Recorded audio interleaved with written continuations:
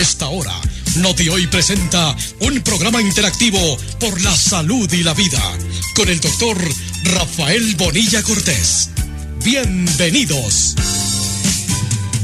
Amigos, amigas, un muy buen día para todos ustedes. Un gusto estar todos los viernes levantándonos para valer.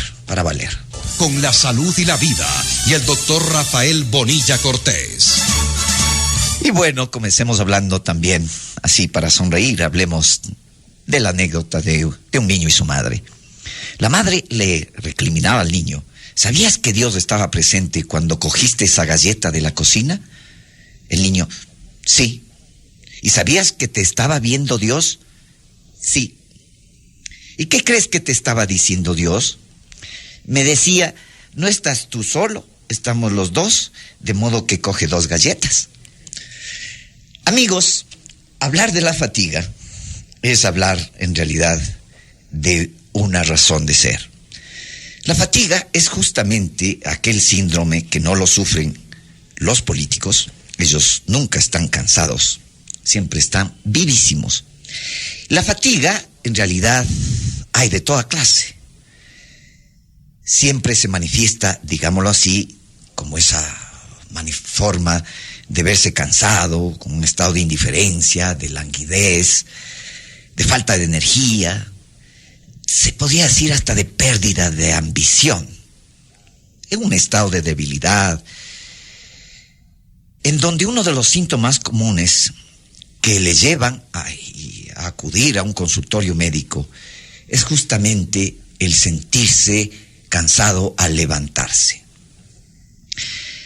Los síntomas de la fatiga como tal pueden ocurrir en una gran variedad de situaciones. Y puede ser no precisamente la razón fundamental, sino un síntoma más, un signo más de una enfermedad. Como puede ser un problema de infecciones crónicas, o pueden ser problemas de una falla cardíaca, o enfermedades debilitantes. Puede ser una primera manifestación de un cáncer a venir.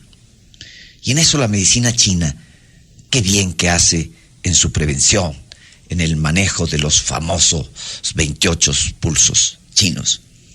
O también a través de la lengua, lo cual implica ya un diagnóstico más sutil de sabiduría, en donde Chen Xinon, mi maestro allá en China con unos 26 años, es en realidad eso, un maestro. Miren cómo la adicción al cigarro, al cigarrillo, al alcohol, a las drogas, deja como secuela la fatiga, y la deja por muchos años, y deja la fatiga en realidad como un hábito.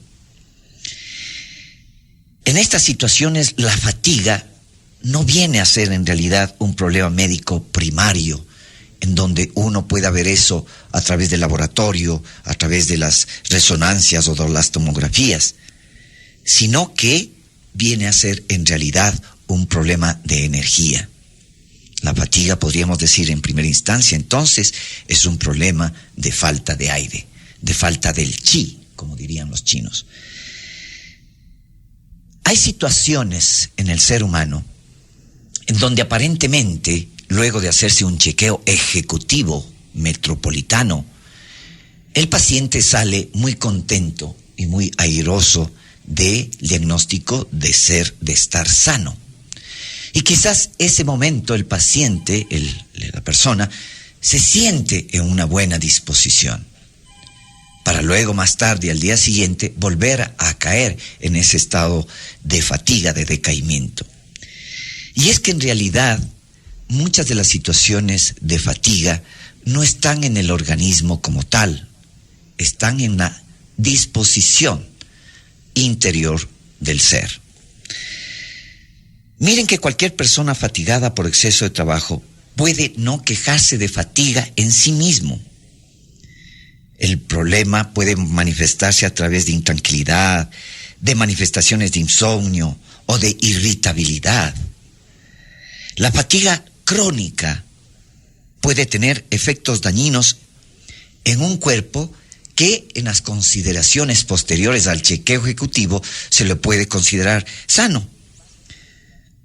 Y sin embargo puede llevarse incluso, he visto casos, a pérdidas en el tejido muscular de un carbohidrato complejo llamado glicógeno.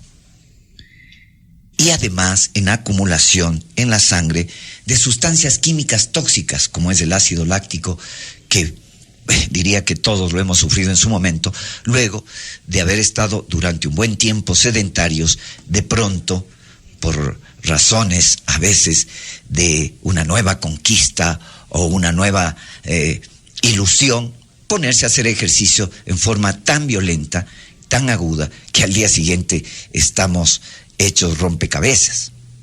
Todo nos duele. Adelantamos la famosa época que nos toca en su momento, que es llamada la época del cóndor, que es con dolor arriba, con dolor abajo, con dolor atrás. Y miren que estos estados de cansancio, de fatiga, de astenia, de levantarse sin ganas de hacer nada, pueden darse en una persona que, estando aparentemente sin dolor de nada, sin que le moleste el estómago, con buen apetito, con una buena disposición incluso en su vida sexual, y sin embargo estarse levantando todo el tiempo sin ánimo, pasando todo el día en un estado de irritabilidad o predisposición a la bronca, sin capacidad de creatividad intelectual, algo común en muchas personas, y que lleve a que se acueste igualmente con ese desgano y esa insatisfacción de haber dejado pasar el día. Cuando sucede eso, la persona indudablemente va a entrar en estados de angustia latente, en donde no sabe por qué se siente angustiado, si indudablemente está bien en su trabajo, si en su familia no hay problemas de salud, que es ahora uno de los problemas más serios que hay. Una persona enferma es una persona que corre el riesgo de endeudar a su casa, porque el ingreso a un hospital hoy es verdaderamente criminal en sus costos. Y una persona que se siente que no tiene problemas es una persona, hemos visto, que puede tender más a esa sensación, a ese estar fatigado. Ya vamos a hablar luego lo que implica eso al interior. ¿Qué es lo que pasa con personas así? ¿Qué es lo que sucede en realidad en esta sensación de sentirse fatigado? Cuando la fatiga es la queja principal y no se puede descubrir una enfermedad a qué achacársela, el médico siempre va a buscar otros síntomas y se va a encuadrar por el lado de estrés, en donde vamos a ver nerviosismo, falta de apetito, dolores de cabeza. En este sentido, los dolores de cabeza pueden multiplicarse y manifestarse, créame, en más de 100 formas. Cuando va un paciente a mi consulta y me dice: doctor, sufro de dolores de cabeza, yo le pregunto: ¿en dónde? Porque una cosa es tener un dolor de cabeza en la frente, otra cosa es tener un dolor de cabeza que se irradia hacia el ojo, a un ojo. Otra forma, que dice otra manifestación en el organismo, es un dolor de cabeza en la región retroauricular. Otra forma es un dolor de cabeza que se da en lo que llamamos la corona. Otra forma de dolor de cabeza, de cefalea, es el dolor en la zona occipital, atrás en la nuca. Otra forma de dolor de cabeza que también nos va a decir de algo es el dolor que se irradia, que comienza en la frente y luego se va hacia la zona de atrás, hacia la zona occipital. Todas estas formas de dolor de cabeza nos hablan de diferentes síndromes en donde están conjugados ellos diferentes órganos. Si es la frente, podremos pensar en términos de la semiología china en un problema que está originado a nivel de páncreas y de estómago.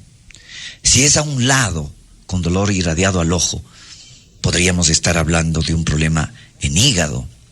Y si se irradia o nace en la zona retroauricular, podríamos pensar que hay una vesícula biliar ahí biliosa, en donde el paciente o la persona amanece con mal aliento, con una sensación de sabor espesa, de un sabor amargo, en donde más amargo es el que le acompaña, porque diablos, amanecer con una persona malgenia y con un aliento así, pues indudablemente va a pesar.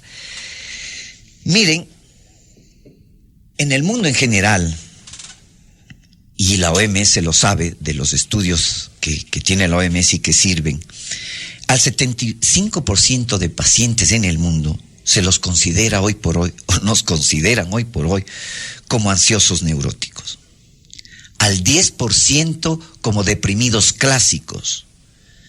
Para esto digamos que en el 75% un ansioso neurótico es un ansioso que es una persona que un día puede estar con estados de agitación eufórica y el día siguiente estar deprimido por razones exógenas, ¿no? Como es oír y ver lo que vimos la semana pasada.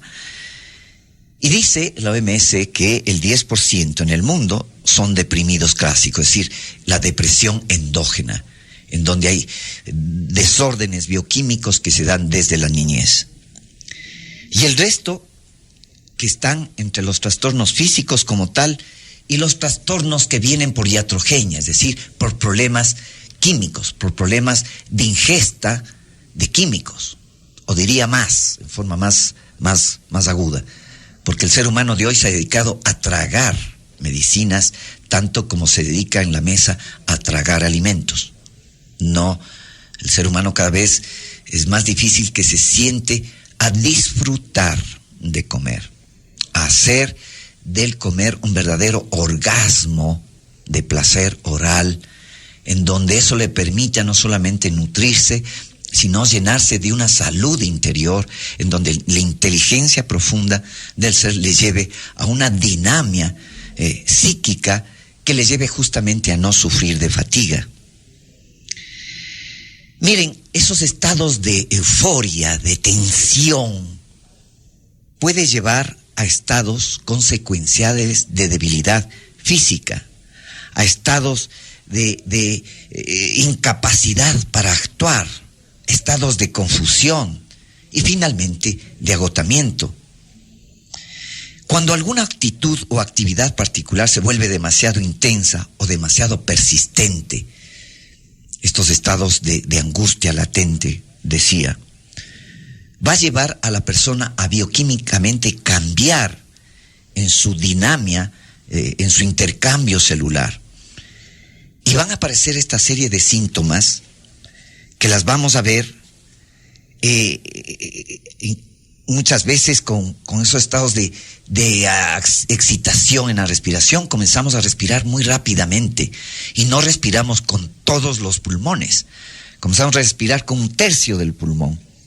Y lógicamente así vamos a sentirnos siempre con una sensación de desasosiego en el pecho, con una sensación de ahogo, que muchas veces les llevamos a culpar al corazón como la razón de ser.